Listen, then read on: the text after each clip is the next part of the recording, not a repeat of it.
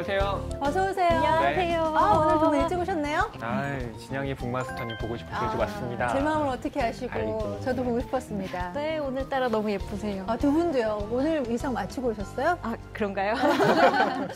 우리 북마스터님도 저랑 의상을 맞추셨을까 궁금한데 신간 들고 오셔야 될 텐데. 네. 아이고, 안녕하세요. 대한 소환 다 지나고 이제 봄이 왔습니다. 저희가 예. 오늘도 훌륭한 책들을 이렇게 모아왔습니다. 7권인데요. 와.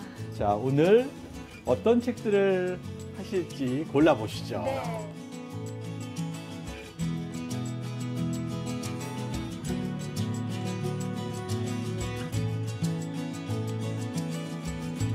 모두 7권 갖고 나오셨어요. 그렇죠? 네. 예. 이가부터 시작할까요? 네, 제가 추천하는 책은 제목이 좀 충격적인 책인데요. 네. 행복한 자살 되세요, 해피 뉴 이어라는 책입니다. 네. 자살과 해피 뉴 이어는 안 어울리는 말이잖아요. 그죠. 지금 되게 연초인데 벌써부터 약간 크리스마스 분위기도 나면서 또 근데 행복한 자살 되세요 뭐 이런 이야기가 있어서 약간은 처음에는 섬뜩한 느낌이 들어서 고르게 되었는데요. 소설이죠? 네, 맞아요. 네, 프랑스 작가고요. 예. 국내에는 처음으로 소개되는 소피드 빌루아지라는 작가입니다. 네, 여기 나오는 주인공은 45살의 노처녀예요. 그래서 아이도 없고 내가 죽으면 슬퍼할 뭐 강아지도 없고 남편도 없고 그러니까 굉장히 외로운 삶을 보내고 있는 그런 주인공이고요. 네. 그래서 평소에도 주말이 너무 지겨워서 차라리 빨리 출근하고 싶다. 약간 이런 굉장히 고독한 여성입니다. 네, 그래서 이 주인공 실비가 딱 두 달만 더 살고 크리스마스 때 나는 자살을 하겠다라는 결심을 하게 돼요. 그래서 뭐 이 사람이 우울증으로 상담도 받고 이렇지만 죽음을 위해서 삶을 좀 정리해 나가는 순간에 우연한 기회로 지하철에 있는 노숙자의 손을 이렇게 잡아주게 돼요. 그 노숙자가 그녀의 품에서 죽게 되는 그런 경험을 하게 됩니다.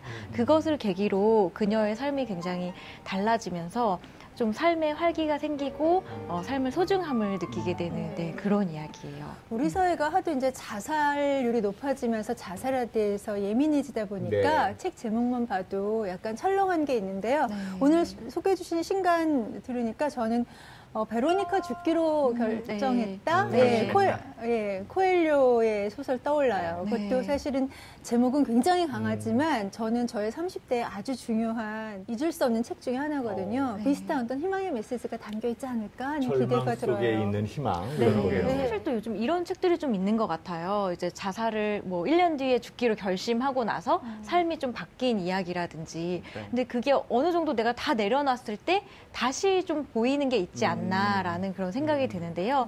네, 이 책에서도 굉장히 인상 깊은 구절이 나오는데요. 고독은 크레바스 속으로 떨어지는 것과 같아.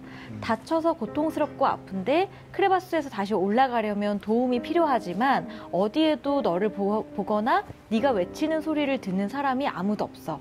하지만 너를 에워싼 얼음은 깨지기도 쉽다는 말을 해주고 싶어. 그러니까 사실 엄청난 얼음처럼 느껴지는 고통이지만 그게 또 어떤 우연한 사소한 계기로 얼음이 깨지고 삶의 소중함을 좀 느낄 수 있는 그런 굉장히 따뜻한 소설입니다. 올해 또 영화로 개봉한다니까 네. 영화로 먼저 또 만나봐도 괜찮을 것 그러니까요. 같아요. 네. 극한까지 갔지만 거기서 느끼게 되는 어떤 삶의 희망? 맞아요. 뭐 그런 느낌이 담긴 책이 아닌가 싶고요.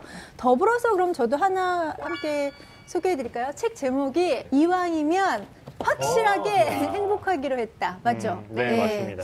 이게 저도 이제 읽어보고 싶어서 추천해드리는데요. 일본의 아나운서와 과학자가 대담한, 이를 우리나라 말로 표현을 하면 끝장 토론? 네. 어떻게 하면 과연 행복할 수 있을까에 대한 이야기를 담았다고 해요. 그래서 과연 어떻게 하면 행복해질 수 있는지에 대한 여러 가지 방법들을 수록했던 것 같아서 네. 같이 한번 다 같이 읽어봤으면 좋겠다. 진짜 궁금하네요. 네. 어떻게 하면 확실하게 행복해질 수 있을까요? 확실하게 행복해지겠다는 강박을 버릴 때 확실하게 행복해질 수 있는 게 아닌가 생각이 드는데요. 정말 보면 뭐 네. 감정, 욕망, 관계, 다양성, 인생 이걸 다 바라보기 맞아요. 그리고 다 섹션을 나눠서 네. 그렇게 지필돼 있더라고요. 일본의 아나운서 그러니까 네. 우리 진양이 아나운서랑 정재승 교수님이 같이 책 한 권 내도 될 것 같은데요. 저 그러니까요. 정재승 교수님 팬인데 네. 글쎄요. 정 교수님이 허락하실까 모르겠네. 한번 해보죠. 네. 자, 그러면 이번에는 이상형 북마스터께서 소개해 네. 주시겠어요? 짠. 오, 존 너무 예뻐요. 레논의 네. 말인데요. 네. 말. 사람이 어떻게 말하느냐가 되게 중요하지 않겠어요? 예. 존 레논 그러면은 비틀스의 주요 멤버인데요. 오노 요코와의 사랑 이야기는 널리 그 유명한 이야기인데요. 1969년도 침대 시위를 시작합니다. 그래서 하얀색 잠옷을 맞아요. 입고 그 당시 전 세계가 다 베트남 전쟁에 반대하는 히피 문화, 저항 문화가 널리 번졌는데 네. 그거의 상징적 인물이었어요. 맞아요. 진짜 유명했죠. 그래서 침대에 한 열흘 동안 있으면서 계속 나는 머리 안 자른다. 머리에게 자유를 달라. 침대에게 자유를 달라 하면서 반전 시위를 했었던 이런 사람들이어서 존 레논의 이야기를 쭉 듣고 있노라면 세상을 어떻게 봐야 할지 또 어떻게 살아야 할지 이러한 모든 것들이 담겨 있는 그런 책입니다. 그래서 그런 것들을 잘 모아놨고요.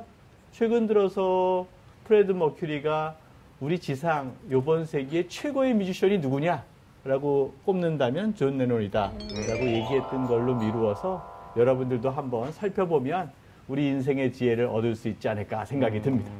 제가 소개할 책은요. 치킨의 다리가 하나여도 웃을 수 있다면 이란 책입니다. 웃기 힘들지 않을까요, 이거? 네. 근데 치킨은 진짜 배달돼 왔는데 네. 치킨의 다리가 하나다. 그러면 아 이거 주인장 안 되겠네 라고 하면서 당장 전화를 걸 것 같은데요. 네. 근데 이렇게 치킨의 다리가 하나여도 웃을 수 있다면 우리의 삶은 좀 달라지지 않을까요? 우리의 태도가 그만큼 맞아요. 좀 네. 긍정적이라는 얘기일 테니까요. 이 책은 오스카 와일드의 말을 가지고요. 작가가 에세이를 쓴 것인데요. 여기에 보면 그 오스카 와일드의 유명한 명언들이 수록돼 있어요. 네. 뭐 예컨대 이런 게 있습니다. 요즘 젊은이들은 돈이 전부라고 생각하는데 나이가 들면 알게 된다.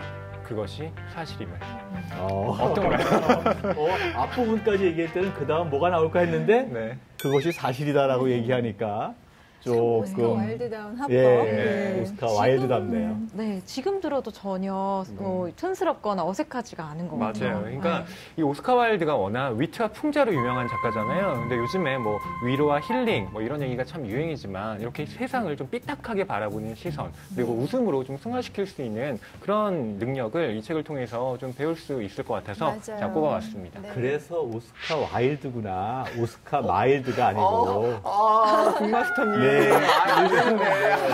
2019년도서는 이런 컨셉으로 하겠습니다. 알겠습니다. 네. 자, 오늘도 저희가 4권의 신간 소개해드리면서 시작했는데요. 그 외에도 7권이니까 꽤 많은 신간들 가지고 오셨습니다. 네. 저희 홈페이지에 올려놓을 테니까 읽고 싶으신 책, 관심 있으신 책들 댓글 댓글. 달아주시면 저희가 추첨해서 그럼 보내드리겠습니다. 저희들이 여기 있는 모든 책들을 다 직접 보내드리니까 네. 시청자들이 참여할 수 있는 아주 좋은 코너입니다. 네. 7권의 책.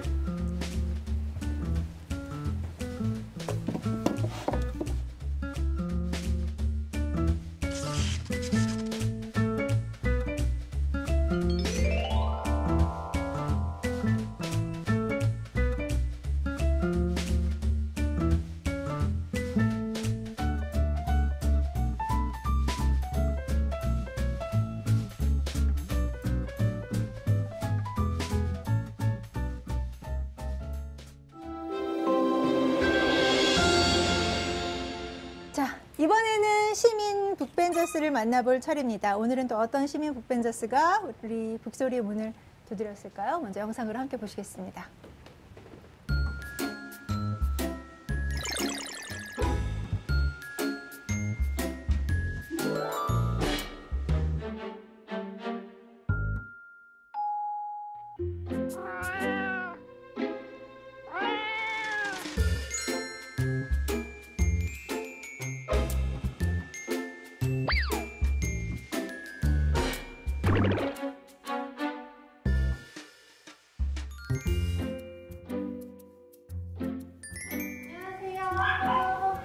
안녕하세요.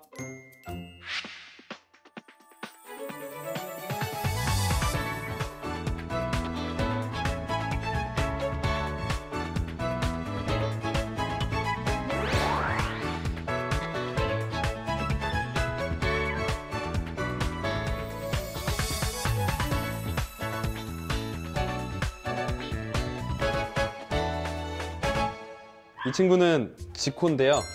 유기묘였어요. 유기묘였는데 이 아이도 이제 상처받은 거에 비하면 아주 잘 지내고 있어요.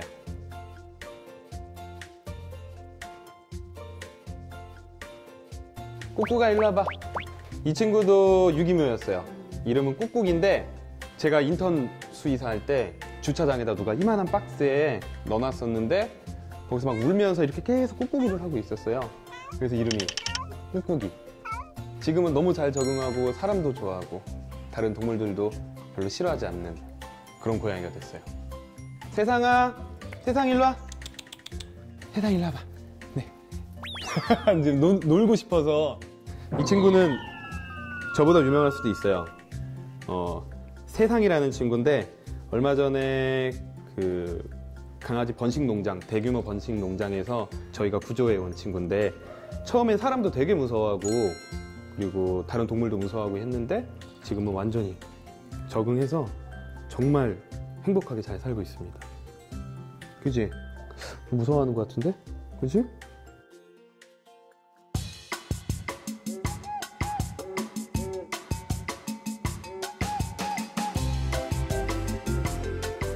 이 베일리 어게인이라는 책인데요. 특이한 점은 사람의 입장에서 쓴 책이 아니라 베일리라는 강아지 주인공 입장에서 쓴 책이에요.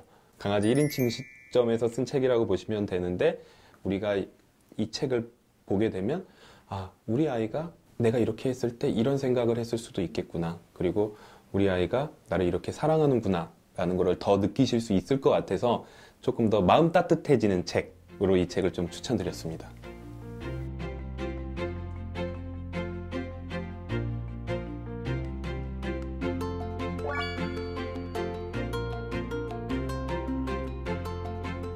우리가 강아지에 대해서, 반려견에 대해서 잘 알지 못하면 그 아이들을 이해하지 못하고 불행이 생기는 경우가 많아요.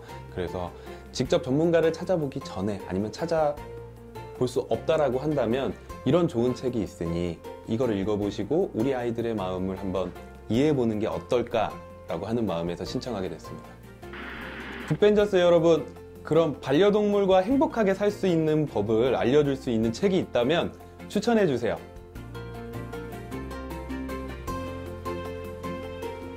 네, 오늘의 시민 북벤저스 만나셨습니다. 네. 반려동물을 좋아하는 분들께는 뭐 아주 친숙한 얼굴이시죠. 반려견 행동교육 전문가로 활약 중인 설채연 수의사께서 저에게 미션을 주셨습니다. 네. 오늘 주제가 또 동물과 관련된 거잖아요. 네. 진양의 북마스터와 연관된 그분의 프로그램이 떠오르더라고요. 어떤 프로그램이죠? 퀴즈 탐험 신비의 세계라고 아. 제가 그 동물을 좋아하게 됐던 계기 중에 하나가 바로 그 프로그램이었거든요. 네. 그래서 출연하기에는 20대 같으신데 어떻게 그 프로그램을 아실까요? 2004년까지 했답니다. 네. 동물 프로그램이 실패한 일은 거의 없는 것 같아요. 그만큼 이렇게 좀 애정을 나누고 싶을 그렇죠. 때, 외로울 때 가장 먼저 떠오르는 게 체온을 나눌 수 있는 뭐 반려동물들이 아닌가 싶어요. 그런 면에서 이 자리가 늘 비어 그쵸. 있어요. 그래서 이번 주 좀 쓸쓸하실 것 같아요. 네, 그래서 어떤 분이 나오실지 지금 기대가 큽니다. 네, 박수로 한번 모실까요? 네. 반려동물과 책에 대해서 이야기를 나눌 분입니다. 김보경 시민 북벤저스 초대했습니다. 어서 오세요. 환영합니다. 아주 환영합니다. 예. 아주 썰렁했었는데 오늘 진짜 아주 좋습니다. 네. 자, 직접 자기소개 좀 부탁드릴게요. 네, 저는 13년 동안 동물책을 전문으로 출판하고 있는 1인 출판사를 운영하고 있는 김보경입니다. 반갑습니다. 반갑습니다. 대단하십니다. 주제 한 가지 정해서 13년째. 네. 예. 일찌감치 세상의 트렌드를 보고 읽고 거기에 투신한 것 같은 느낌이 들어요. 트렌드를 본 건 아니고 일찌감치 저희 반려동물 1세대가 한국에서 한 1990년대 전후가 반려동물 1세대거든요. 네. 그 반려동물 1세대랑 산 반려인 1세대라고 할 수 있습니다. 네. 특별한 계기가 있으세요? 그 반려동물 관련 책을 출판하게 된? 아무래도 같이 살았던 반려동물 때문이고요. 예, 19살에 떠난 강아지인데 그 녀석이 93년생이니까 제가 출판을 시작할 때쯤이 걔가 이제 10살을 넘어가는 노견이 되고 그다음에 3살 어린 강아지들이 이제 사고나 뭐 질환으로 갑자기 떠났어요. 근데 그 상황을 좀 견디기가 힘들더라고요. 근데 저 같은 사람은 이제 그런 문제가 생겼을 때 책을 보면서 문제를 해결하는 편인데 국내에는 그런 서적이 하나도 없었어요. 근데 이제 외서를 사서 보기 시작했는데 약간 문화적 충격? 좀, 아, 이렇게 동물과 살 수 있는 거구나. 이제 이런 게 좀 느껴져서 덜컥 출판사를 등록했습니다. 예전에 반려동물을 떠나보내셨다라고 하셨는데 지금은 또 다른 친구와 함께 생활하고 계신가요? 그 녀석도 근데 이제 노령이 돼버려서 고양이인데 18살이거든요. 18살. 네네. 지금은 그런 녀석들이랑 살고 있어요. 이게 반려견의 문화가 저는 아주 오래됐다고 생각했는데 생각해 보니 90년대 그때 이제 우리 사회에 들어와서 이미 상당히 보편적으로 바뀐 것 같아요. 네. 그래서 우리 사회의 문화라는 게 이렇게 오랫동안 성숙되면서 이제 반려견들에 대한 죽음을 맞이하고 그러면서 또 다른 반려견의 문화가 만들어지는 게 아닌가 생각이 드는데요. 이찬희 교수님 혹시 반려동물 있으세요? 그럼요. 네. 저희 집에 그 서열 넘버 1입니다. 넘버 1이군요. 네. 이름은 셀리고요. 네. 셀리. 네, 그렇죠. 이걸 보면서 남들이 다 이게 인형이냐 강아지냐라고 얘기를 하는데요. 네. 정말 제가 눈망울 미용도 봐. 시키고 아주 이쁘게 찍은 사진입니다. 근데 18살이 되니까 예. 아 이제 반려견들과 좋은 시간을 함께 하는 것뿐만 아니라 떠나보내야 된 마음의 준비도 필요하구나라는 예. 생각이 들어요. 아, 그래서 셀리가 18살이에요? 네. 와. 그래서 저 사진 몇 살 때인가요? 저게 4년 전쯤 찍은 사진이니까 비교적 나이에 비해서는 젊어 보이는데 동안이네요. 네, 좀 관절도 안 좋고요. 아이고. 신장도 안 좋고 해서 먹는 것도 좀 부실하고 그래서 마음이 많이 쓰여요. 네. 의견도 그러면서 마음의 준비, 또 죽음을 맞이하는 자세 이런 것들로 사람도 성숙하게 되는 게 아닌가 생각이 들더라고요. 네네. 짧은 생애 안에 생로병사가 들어가 있잖아요. 20년도 안 되는. 그걸 그 아이들이 약간 삶을 찾아온 스승, 네 발 달린 스승이라고 저는 생각을 하거든요. 네. 저는 강아지 복남이를 키우고 있는데요. 복남이요? 네네. 저희 아버지가 귀농을 하셨는데 이제 시골에서 키우다가 겨울이 되면 아버지와 함께 겨울 때만 이제 집에 와서 저렇게 지내는 개예요. 그래서 저는 이 개 품종이 뭐예요? 이러면 뭐라고 소개할까 하다가 네. 다문화 강아지라고 얘기해볼까라는 생각을 했어요. 그러니까 잡종견이군요. 네. 네. 근데 그 표현이 왠지 좀 되게 그래서. 사람들이 순종 이런 걸 좋아하잖아요. 네. 근데 저는 항상 이렇게 좀 다문화를 가진 친구들이 더 예쁘더라고요. 네, 이제 복남이가 겨울이 돼서 집에 서울에 이제 올라와 있는데 저는 복남이가 와 있는 동안에는 집에 일찍 들어가요. 보고 싶어서. 아이고. 네. 저는 제 동생의 반려견인데요. 토리라는 강아지입니다. 지금 화면에 나오는데, 아유, 토리 안녕. 제 옆에, 예, 자고 있는 모습인데요. 토리가 이제 좀 컸어요. 이제 2살이 됐는데요. 동생이 이제 직장인이다 보니까 제가 아무 일도 안 한다고 생각해요, 동생은. 그래서, 오빠 아무 일도 안 하지? 우리 집에 와서 토리 좀 돌봐줘. 라고 했을 때 이제 제가 많이 가서 돌봐줬거든요. 그때 산책도 시키고 간식도 주고 하면서 정이 참 많이 들었어요. 처음에 저는 토리가 못 짖는 강아지인 줄 알았어요. 그래서 이 아이가 짖지 못하는구나. 저한테 한 번도 짖은 적이 없거든요. 근데 짖더라고요. 그게 안 짖는 게 아니라 참 순해서 이 가족들한테는 짖지 않고 낯선 발소리가 들리면 그때 짖더라고요. 그래서 토리가 참 뭐랄까요. 영리하고 참 착한 아이구나. 또 충성심도 높구나. 나랑 좋은 친구가 돼야지라고 요즘 계속 생각하고 있습니다. 푸들이죠. 푸들입니다. 푸들이 굉장히 똑똑하다고. 진짜 그래요? 똑똑해요. 네. 네. 아주 영악합니다. 네. 아니 정말 이렇게 반려동물이 있는 분들이 말씀을 시작을 하면 처음 만나는 분들도 뭐 서너 시간씩 계속 이야기하고 그러시더라고요. 저로선 이해가 안 되는 거예요. 그렇게 예뻐요? 그렇게 막 눈에 밟혀요? 네, 아기가 있으면 이런 느낌일까? 맞아요. 이런 생각이 들어요. 네. 혹시 이렇게 다 자랑하시니까 네. 대장 얘기 참 좀 못한 거 하시고 싶으신 얘기 없으세요? 아, 있어요. 이미 뭐 지금 올해 18살이어서 네. 딱히 뭐 예쁘다, 귀엽다, 뭐 사랑스럽다, 뭐 이런 표현보다는 되게 꼿꼿하게 할머니가 잘 돼가고 있거든요. 근데 그 아이가 어렸을 때에는 정말 새도 잘 잡고 쥐도 잘 잡고 이런 엄청난 사냥꾼이었어요. 제가 정말요? 사진을 보냈었는데 그러네. 새도 잡아오고 가끔은 아주 산 쥐를 잡아와서 집안에다가 풀어놓기도 해서 식구들이 다 뛰어다니고 원래 그게 정말요? 선물이라면서요, 고양이 입장에서는. 네. 자기가 그렇구나. 잡은 거를. 네, 그렇죠. 여러 가지 설이 있죠. 이건 선물이다. 아니면 이게 내가 잡아왔으니 네가 칭찬을 해라. 아니면 내가 이걸 줄 테니 너는 밥을 먹어라. 뭐 여러 가지 설이 있지만 아무도 네. 모릅니다. 그건 네. 고양이만 알죠. 네.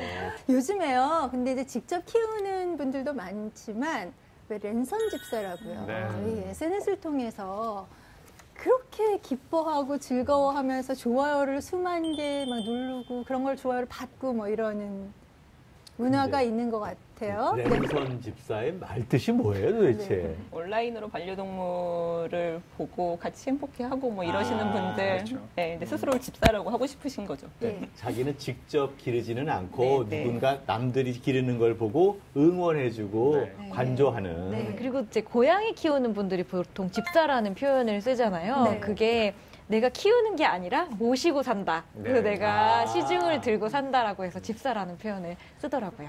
그러면은 강아지한테는 집사라는 말을 좀 덜 쓰고 고양이한테는 특별히 많이 쓰는군요. 네, 고양이 키우는 분들이 보통 집사라고. 네, 아까 셀리가 집안의 넘버원이라고 했으니까 그렇죠. 셀리 집사가 맞으시죠? 저희 집은 그래요. 저는 넘버 3인데 넘버 1이거든요. 네.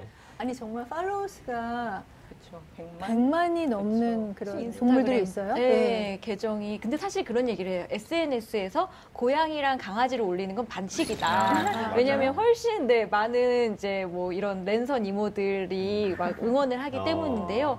저도 사실 그렇거든요. 제가 늘 팔로우하고 응원하는 강아지가 인절미라는 강아지예요. 근데 이 강아지도 저희 복남이랑 너무 비슷하게 생겨서 제가 되게 좋아하는데요. 100만이 넘었었어요. 그래서 문재인 대통령님보다 많은 팔로워를 거느렸었는데요. 네, 근데 좀 이제 안타까운 건 강아지가 아기 때부터 올라왔는데 크면서 좀 성견이 되니까 안 귀엽다, 안 예쁘다고 팔로우를 끊거나 나쁜 댓글을 남기거나 그러는 사람들도 많아서 좀 더 성숙한 마음이 좀 아쉽다 이런 생각도 굉장히 드는 것 같아요. 뭐 인절미 외에도 히크, 철수 같은 또 아이들도 유명한데요. 뭐 철수 같은 경우는 TV 책방 북소리에 네, 또 맞아요. 소개가 기억나요. 됐잖아요. 네. 네. 또 이 친구들에 대한 이야기를 책으로 모아서 출간이 됐다고 하니까 네. 그 책을 우리가 또 찾아봐도 좋을 것 같습니다. 뭐 최근 들어서 이렇게 반려동물을 소재로 한 책들이 많아지고 있어요.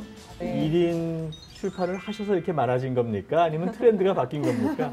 아무래도 반려동물과 사시는 분들이 많아진 거고요. 그리고 이거 지금 히크나 인절미 같은 경우처럼 온라인상에서 스타가 생기는 거잖아요. 그러니까 출판사들 입장에서는 그런 스타들을 그냥 두지 않죠. 책으로 만들어서 내니까. 그러면 이제 키우지 않으시는 분들은 책을 보면서 대리충족을 좀 하시는 편이고요. 근데 키우시는 분들은 되게 행복한 얘기만 있잖아요. 책에는 대부분.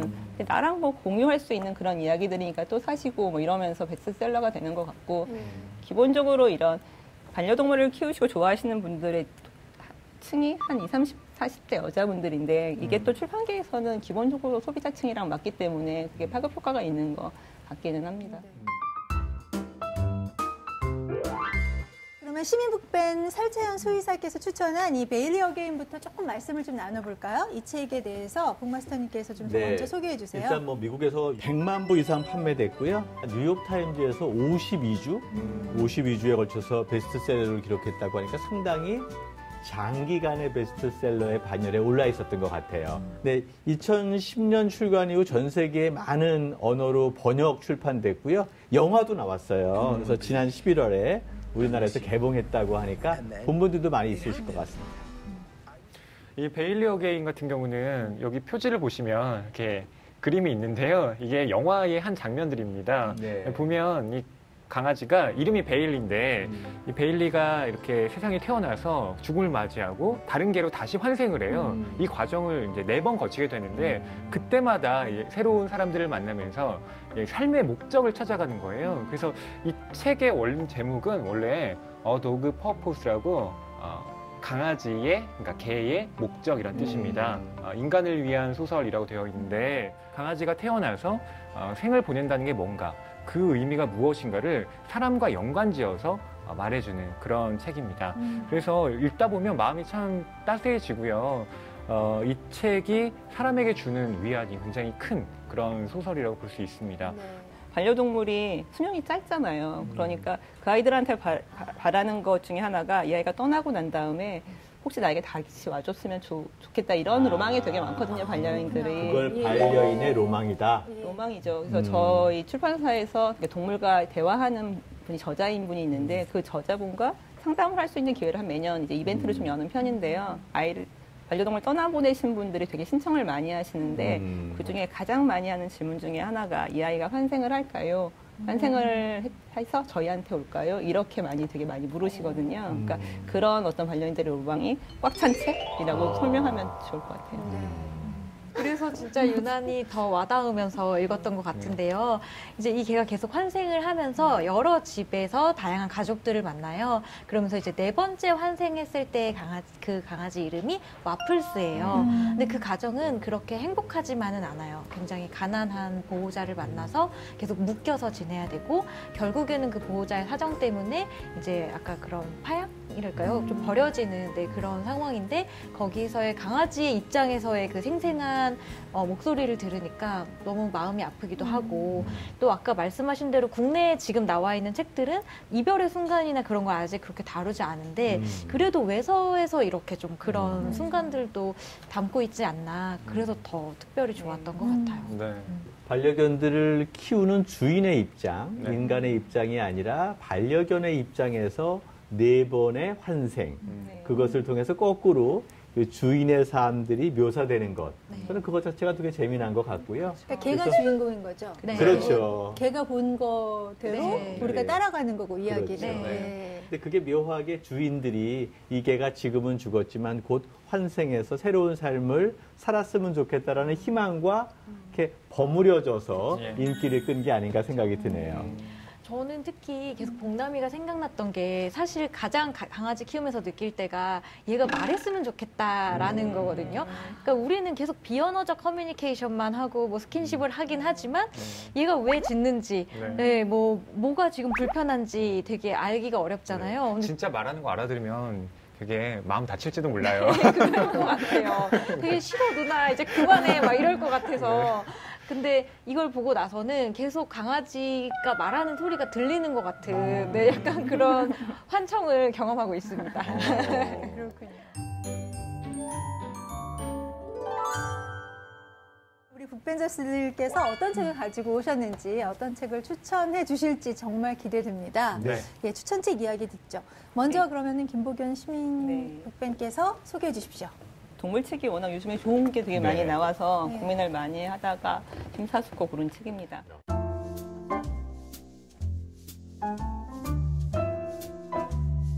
저자인 마크 롤렌즈가 철학자인데요.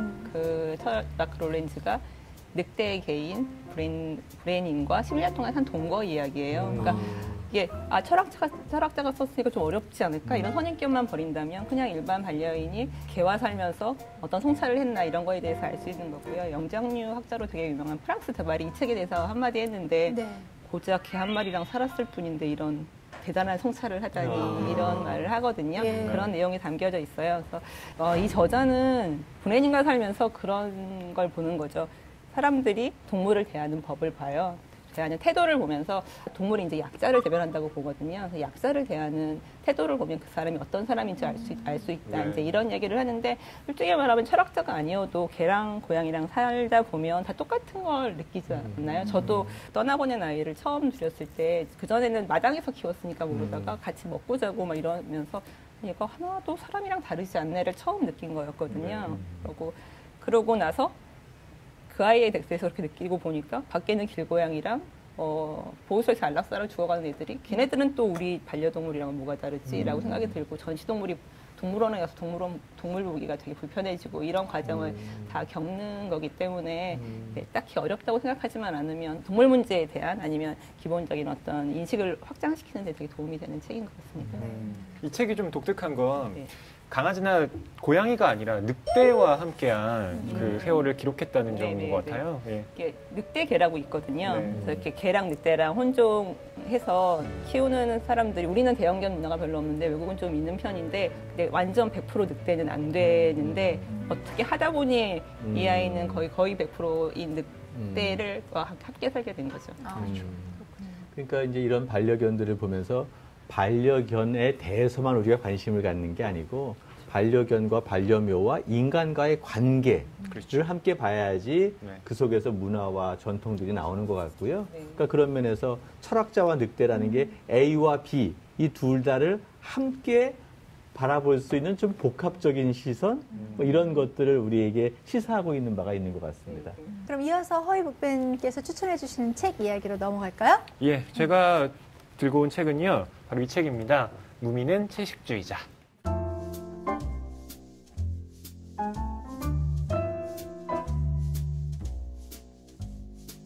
이렇게 작은 책 안에 16명의 작가가 쓴 여편 소설들, 손바닥 소설이라고 불리는 작품들이 들어가 있습니다. 예. 그럼 짧은 소설 얘기하는 거예요? 네. 또 우리가 보통 길이에 따라서는 장편이 있고요. 단편이 있고 또 중편도 있어요. 그런데 이것은 여편이라고 하니까 단편보다 더 짧은 소설을 얘기하는 것 같고요. 맞습니다. A4 용지 한 매, 두 매 정도의 짧은, 그러니까 손바닥 소설이라는 말이 더 적합한 것 같아요. 요 안에 내용이 다 들어가고 기승전결이 그렇죠. 다 있다는 그렇죠. 얘기잖아요. 야, 정말 쓰기 어렵겠다. 그러니까요. 일본에서 보면은 시보다 더 짧은 하이쿠라는 네. 게 이 압축의 미학인데 어떻게 보면 우리의 압축의 미학을 잘 반영한 소설 중에 가장 작은 장르가 아닌가 생각이 드네요. 네. 이 책은 동물을 사랑하는 16명의 작가가 동물권이라는 주제로 소설을 쓴 건데요. 뭐 읽다 보면 좀 읽기 힘든 그런 내용의 작품들도 있습니다. 뭐 고양이를 불태운다던가 뭐 실제로 일어난 일이기도 하니까요. 그렇죠. 그런데 뭐 제가 표제작만 관련해서 말씀드리면 무미는 여러분도 다 아시지 않나요? 네. 예, 캐릭터. 굉장히 귀여워. 네. 하마 닮은 트롤이잖아요. 그렇죠. 예, 근데 트롤은 원래 그 몬스터인데 고기를 먹는 예, 그런 캐릭터입니다. 근데 무미는 채식주의자니까 뭔가 이상하다라고 생각이 드실지도 모르겠어요. 근데 무민이 채식주의자인 이유가 이 소설 안에서 정말 독특하게 그려지는데 소설의 배경 안에서 이 주인공으로 나오는 내가 고기를 참 좋아해요. 근데 친구인 무미는 채식을 고집하는 겁니다. 근데 그 이유가 고기를 먹기가 참 어렵기 때문인데 그게 이제 윤리적으로 먹을 수가 없다라는 생각이 들었기 때문이에요. 근데 여기에 나오는 그 고기가 무엇이냐? 제가 뭐라고 여기서 말씀드릴 수 없는데 힌트를 드리자면 갈비뼈가 24개인 동물입니다. 아니 힘들어 하시니까 네. 분위기만으로도 알겠어요. 그냥 뭐 얘기할 수도 있을 것 같아요. 그래요? 인육 아니에요? 맞아요. 예. 그렇죠. 예. 인육을 먹는 얘기들이 나와요. 그러니까 주인공인 나는 사람이 아닌 거죠. 근데 사람을 이제 고기로서 섭취를 하는 건데 여기에 보면 이런 그 문장이 나와요. 인간은 명백한 유해종이므로 각종 대책을 통해 번식을 막는 것이 좋다는 점에는 누구나 동의한다. 그러니까 인간의 입장을 반대로 뒤집어서 생각해 보면 이런 문장이 나올 수 있는 거예요. 그리고 언제나 우리는 다른 종을 먹을 수만 있다고 생각했지 우리가 다른 종의 먹이가 된다고는 생각한 적이 없잖아요. 그렇죠. 그런 점에서 이 소설은 인식의 전환을 하는데 아주 큰 도움을 주고요. 또 한 가지는 과연 나와 시선을 맞추는 존재, 나와 공감할 수 있는 존재를 먹는다는 것이 온당한 일인가? 이런 물음을 또 제기하고 있기도 합니다. 그런 점에서 이 반려동물과 관련해서 또 반려동물을 넘어선 그러니까 다른 동물들과의 관계를 설정하는데 이 책이 저는 아주 도움이 되더라고요. 반려동물과 살면서 가장 크게 배우는 것 중에 하나가 타자화했던 건데 내가 그 타자가 돼보는 그런 연습을 할 수 있다는 게 반려동물과 살면서 되게 좋은 새롭게 네. 배우는 거였거든요. 그렇기 때문에 반려동물과 살게 되고 동물 문제에 관심을 갖게 되시는 분들이 되게 자연스럽게 이제 채식을 하게 되는 과정으로 들어가는 것 같아요. 그러니까 아마 저 작가분들 중에서도 이제 채식 고민하시는 분이 저런 식으로 이제 자기가 과정을 드러냈다고 생각이 들고 제가 재밌게 본 작품은 제일 앞에 있는 구병모 작가님의 나라라 오딘이라는 책인데요. 그러니까 대부분 반려동물에 관한 이야기가 좀 많은 편인데 이 책은 좀 특별하게 사람들이 잘 모르는 이야기.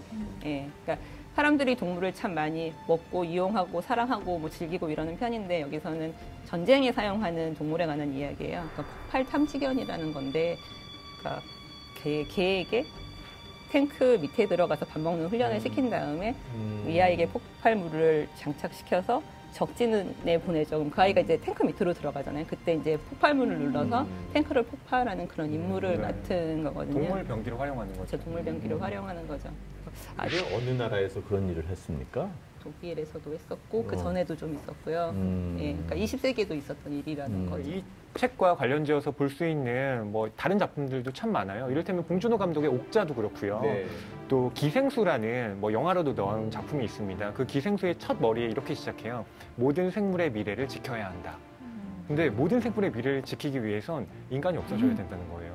굉장히 잔혹한 결론에 도달하게 되는데 어떤 관점을 상대화시킨다는 점에서 저는 이런 책이나 영화를 좀 우리가 볼 필요가 있다고 생각합니다. 자, 이어서 복남이 누나 재미있었나요? 네, 저는 아무도 미워하지 않는 개의 죽음이라는 책을 가져왔어요.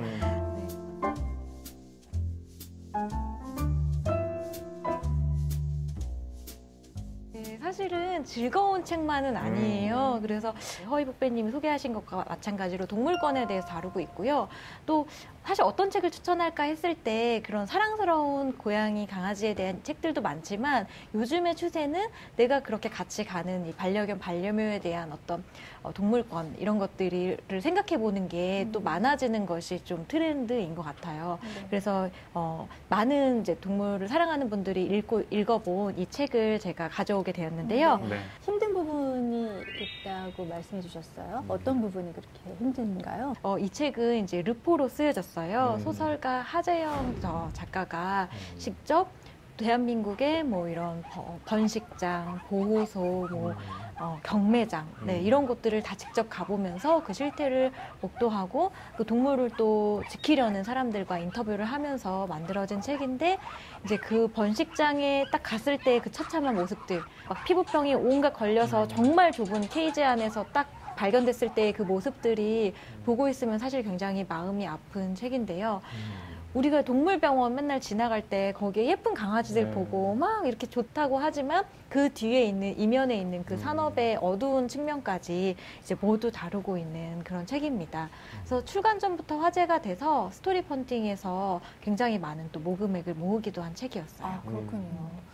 동물 문제에 관심이 있는 작가들이 많이 생기면서 그분들이 르포를 많이 쓰거든요. 조너런 샤프의 동물을 먹는다는 것에 대하여 뭐 이런 책처럼 이런 책들이 많이 나오거든요. 그러니까 똑같이 활동가가 같은 걸 보고서 쓰더라도 작가가 쓰는 것들은 아무래도 마음에 남는 부분이 좀 있잖아요. 근데 이제 드디어 한국에도 개 산업에 관해서 전체 르포를 쓴 거고요. 한승태 작가가 고기로 태어나서라고, 이거는 개산업이지만 기본적으로 거기는 개식용, 그다음에 돼지 농장과 양계장 등 우리가 먹는 동물 취재를 하고 르포를 또 쓰거든요. 그 두 작품이 작년 4월에 똑같이 나왔고, 이제 사람들이 예쁘고 귀엽고 사랑스러워를 떠나서 이제 식탁 윤리까지 간 거죠. 내 앞에 있는 이것들이 어떤 과정을 거쳐서, 윤리적인 과정을 거쳐서 내 앞에 왔나? 내가 그걸 먹을 자격이 있다. 이렇게까지 왔기 때문에 저는 작가 두 분이 이 르포를 써줬다는 것에 대해서 되게 감사하는 책이에요. 네. 반려동물이라고 할 때 아까 지금 우리 출판 트렌드처럼 뭔가 아름답고 예쁘고 이런 것들만 주목받는다고 말씀하셨잖아요. 근데 아무도 미워하지 않는 개의 죽음 같은 경우는 그 이면, 그러니까 이 반려동물이라고 하는 것 자체가 하나의 시스템이고 시장이다라는 얘기를 또 하고 있어요. 그런 점에서 우리가 정작 보려고 하지 않지만 실제로 존재하는 것들을 이게 명확하게 부각하고 있기 때문에 저는 이 책을 좀 볼 필요가 있다고 생각을 하고요. 또 개의 죽음이라고 했을 때 이 개의 죽음이 결국 인간으로 인해서 죽어가는 거거든요. 그래서 우리의 책임이 뭔가 이런 질문을 다시 한번 하게 만든다는 점에서 저는 좀 책으로 추천하고 싶었습니다. 조금 더 이야기를 보태자면요. 그러니까 사실 다 번식장이나 뭐 보호소나 경매장 다 저는 이 책을 통해서 처음 알게 된 개념인데, 번식장에 있는 이제 수많은 강아지들이 굉장히 열악한 곳에서 오물도 그대로 그 케이지 안에서 계속 보고 거기서 이제 살게 되는데요.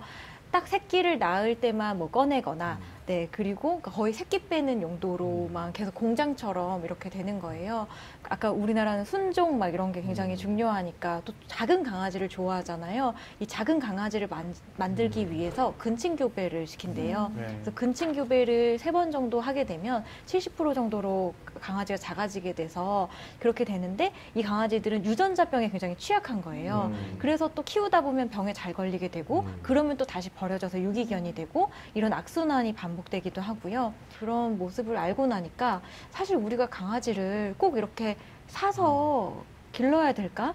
이게 강아지를 상품으로 보는 게 맞을까? 그런 다양한 질문들이 좀 갖게 되더라고요. 우리의 문화에는 이제 옛날 일이지만 식용의 문화도 있었고 반려의 문화도 함께 있는 것 같아요. 그런데 이제 식용도 그냥 식용이 아니라 산업화되어진 식용의 문화에서 발생하는 동물권의 학대들이 존재하는 거죠. 그거는 이제 가축의 문화도 마찬가지잖아요. 소, 돼지도 마찬가지인데 똑같은 거예요.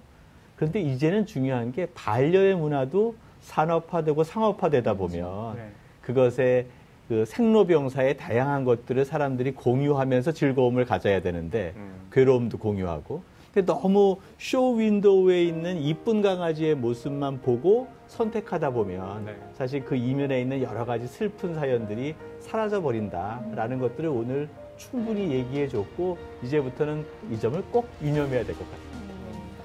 자, 이렇게 해서 오늘도 저희가 모두 한 4권의 책을 주제와 관련해서 추천해 드렸고 또 각자의 의견을 좀 나눠봤습니다. 김보경 시민북배께서는 오늘 저희랑 함께 하셨는데 어떠셨어요?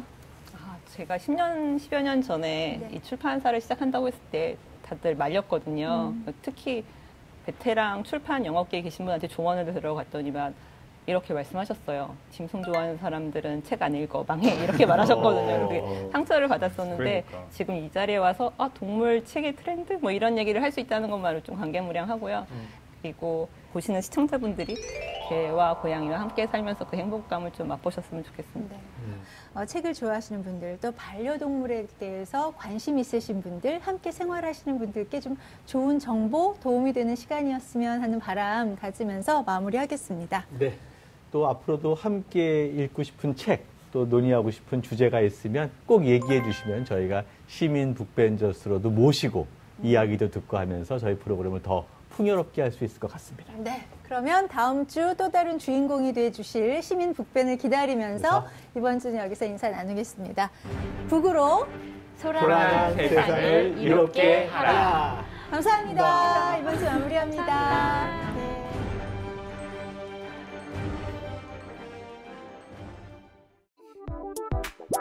It ain't no mystery who's in control. You're sitting pretty, I'm replaceable.